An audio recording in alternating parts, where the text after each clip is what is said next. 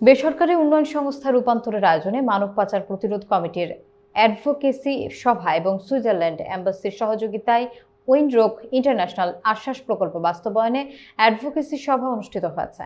বিস্তারিত থাকছে শাওন হোসেনের প্রতিবেদনে।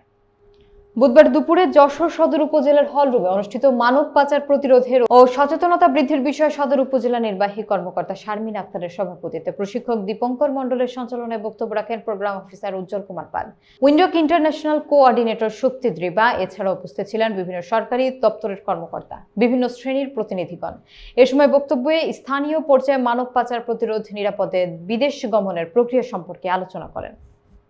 কমিটির সাথে এই শেয়ারিংটা যে কিভাবে মানব পাচারটা প্রতিরোধ করা যায়, যারা ভিকটিম আছেন, যারা হিউম্যান ট্রাফিকিং এর শিকার হয়েছেন, তাদেরকে উদ্ধার কার্যক্রম থেকে শুরু করে প্রতিষ্ঠিত করা, তাকে একটু স্বাবলম্বী করে গড়ে তোলার জন্য যে কার্যক্রম নিচ্ছে উইন্ডরক এবং আশ্বাস রূপান্তর, এটা আসলে সত্যি প্রশংসার যোগ্য।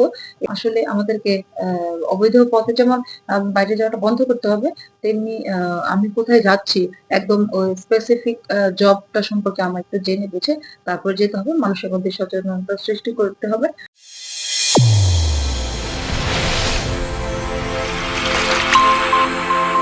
চ্যানেল A1 হৃদয়ের স্পন্দন।